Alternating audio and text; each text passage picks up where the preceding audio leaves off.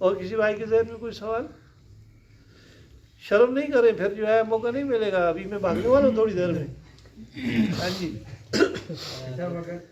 جی.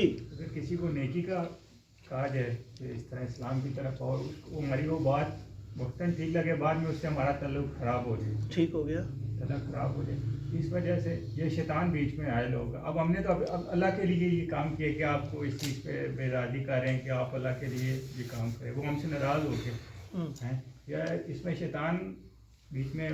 نہیں، میں سمجھ گیا آپ کسی حد تک آپ کا سوال. مجھے یہ بتائیں کہ آپ کو بندے کی ناراضگی سے پریشانی ہے یا دعوت سے پریشانی ہے؟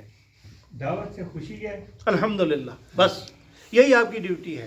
باقی اس نے کیا کرنا ہے کیا نہیں کرنا ہے یہ اللہ رب العالمین کا فیصلہ ہے، یہ آپ کی میری ذمہ داری نہیں ہے. لیکن ایک بات یاد رکھیں، انسان کوئی بھی ہے روئے زمین کے اوپر، چاہے وہ مسلمان ہے یا کافر ہے، اللہ نے کہا خلق الانسان ضعیفا، انسان کو کمزور پیدا کیا گیا ہے.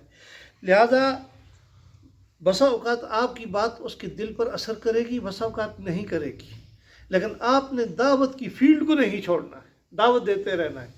اگر کوئی بندہ کہتا ہے یار چپ ہو جا، تو کیا ملا بنا ہوا ہے، ہاں جی بعض لوگ ہوتے ہیں نا، کہتا ہے چپ ہو جا، تو کیا ملا بنا، اسے کہے یار یہ میرا کام نہیں ہے، یہ تو اللہ کے انبیاء اور رسولوں کا کام ہے. تو چونکہ اب آنا کوئی نہیں ہے رسول اللہ صلی اللہ علیہ وسلم کے بعد، تو یہ تو ہماری ذمہ داری ہے، آپ کو بھی ذمہ داری اٹھانی چاہیے. بات سمجھ آ گئی؟ ہاں اگر کوئی کمی کوتاہی اس میں رہ گئی ہے تو پیغام اس کے ذہن میں ہوگا، کبھی نہ کبھی اللہ اس پر رحم فرمائے گا، خیر کی طرف آ جائے گا. نبی علیہ السلام کی امت میں اللہ نے خیر رکھی ہے. فرمایا کہ میری امت کی مثال اس بارش کی سی ہے جس کا کوئی پتہ نہیں ہوتا کہ پہلی فوار جو ہے اس میں خیر ہے یا آخری فوار میں خیر. اس لیے امت میں خیر ہے، پریشان نہیں.